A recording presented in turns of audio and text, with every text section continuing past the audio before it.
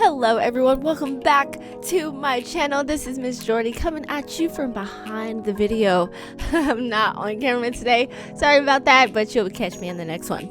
So today, if you guys have not already seen the trending news across YouTube and also across 2K Twitter, Jourdy posted a image of the upcoming releases coming out on PS5, and lo and behold, what did everyone notice? 2K21 was not on this list. So all these videos have started coming out about why 2K21's release is delayed and why maybe it's not a good thing for the community. But in this video, I'm here to give you 5 reasons on why I think it might be a good thing that 2K21 actually gets delayed. So if you want to hear my thoughts, make sure you keep watching. And also, make sure you subscribe to the channel for future content, and also make sure you leave a comment down below of why you think 2K21 should be delayed or shouldn't be delayed. Are you enjoying 2K20 that much, or do you want the best game? Let me know in the comment section below, and keep watching for my thoughts. Miss Jourdy here. I wanted to get on and just make a really quick statement just before this video starts. Please, now more than ever, mobilize and utilize your voices and the resources that you have to make a difference in this country. The murder of George Floyd is unacceptable. It's not right, and we cannot continue down the path that we are going on as a country. We have to stand up for one another, and we have to speak out and utilize the tools that's available to you. Fill out your census, mobilize your friends, your family, whoever you can to vote in every election, not just presidential, local, and state elections as well. If you're not happy with your mayor, get them out. If you're not happy with the chief of police, get them out. Please, please, please, let's stop this senseless murdering of Black people. So with that, I'm done. Just really wanted to make sure I make a difference and try to tell you guys, spread the word, spread the message. If you haven't read or want more information about the George Floyd case and the situations going on around the country, please look at the information down in the comment section. The first reason why I think delaying the game may not be a bad thing is to work out some of those kinks and bugs that we all know and hate in the game overall. So if you remember last year when 2K20 first released, the hashtag spread widely across Twitter was hashtag fix NBA 2K20. It was even trending on Twitter in case you were not keeping up with current events. It was literally because people's bars were frozen, you weren't getting rep, just many issues that should not have been in the game. The essential functionality of the whole rep system and building your rep and getting your badges is a simple thing, and it's very important in my career. So the fact that that was aired and it was not going well is a big problem. So extra beta testing, making sure those same issues do not happen in NBA 2K21 will be very important, and just overall improve satisfaction with the game off the rip. Number 2, and this is a really big one, they need to get the game right on the next generation of consoles. Obviously, the new devices seem like they're almost like supercomputers. The technology is going to be extremely advanced, and more than anything else, it's going to be critical as one of the games that is first coming out with the release of the consoles to get everything right. For many people, I even watched the clip of a big streamer I normally watch. He and his friends were playing on Apex, and they said this is sort of the last go with NBA 2K. So it's really important on this new generation of consoles, on this new generation of fun that people are finally going to be able to experience, that as one of the premier, if not the premier basketball game on console, you have to get it right, without a doubt. As I mentioned in the introduction, Jourdy showed a list on Twitter of all of the games that are coming out with the release of the PS5. Assuming, yes, this is a leak, PS5 will have their official game reveal event coming up very soon in June.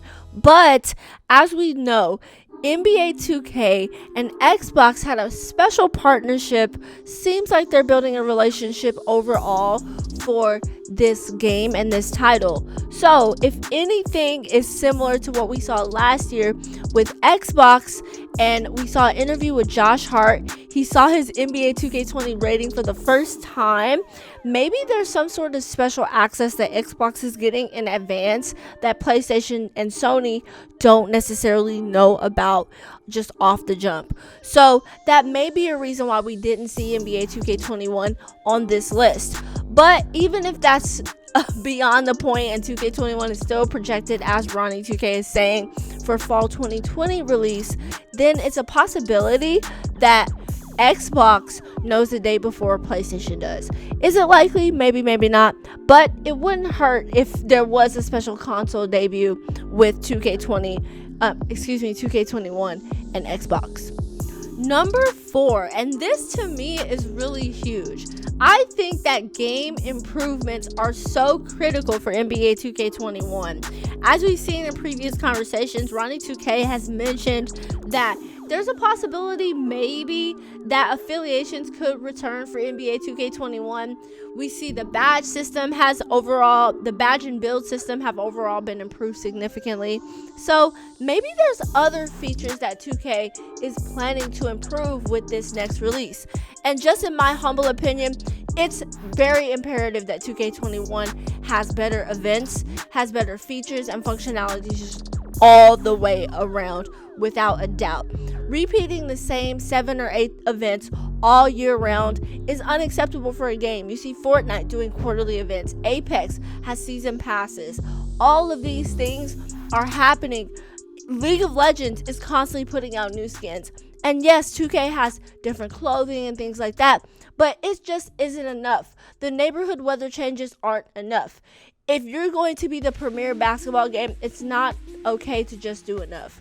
I think that overall, there's so much potential with the game, and I think that delaying it gives them the opportunity to import and put in more functionality that makes the game just overall better. I hope, and I really want to believe this final point more than any of the other 4 points. I'm hoping that this is the game that Take-Two Interactive really takes the opportunity to try to rebuild the trust with the NBA 2K community. I know that this is the premier console game overall, but at the end of the day, it's still important to have the trust of the community, because that's who at the end of the day is getting people to buy and getting people to play, especially in these modes like My Team and Park and My Career, that really takes a certain level of skill. You learn a lot from watching videos on YouTube. Really regain and rebuild that trust. So as we saw a little bit earlier in the year, Take-Two Interactive is hiring a new community manager to replace LD2K's and Ronnie 2K's position. They've expanded into greater roles. Ronnie is now in a very huge marketing position. LD is doing a lot more with 2K TV as a producer and really putting out great content. So it's really important for this person to be the connection to the community. And I think that is so important. So in this new community role, what if they're going to do a larger release? In the past, we've seen Community Day, we've seen launch parties, we've seen a lot of celebrities and influencers invited out to these sort of events, and it's not really for the community members. So with other people, other games, other titles, they'll have event spaces in these large conferences. Of course, we're under COVID and everything like that, but it's just really maybe an opportunity for them to show the community some love with this game, and less about the influencers and big names. Okay, yeah, that's cool, but what about the YouTubers who are putting out content every single day, some close to 1 million viewers and some close to 1 million subs, and not getting that same type of love? What about the people who spend hours, spend thousands on the game for VC and things like that? I think this is a great opportunity to really build the trust with the community, and I think and want to believe that that's what Take-Two Interactive is going to do if the game is ultimately delayed. So with all of that being said, I hope you guys really enjoyed this video. Just my humble opinion. What do you think about these 5 points? Let me know in the comment section below, and I will be sure to respond because y'all know my buddy. So with all that being said, like the video, leave a comment, and make sure you subscribe to the channel for future content. I appreciate all you guys watching this video, and I'll see you in the next one.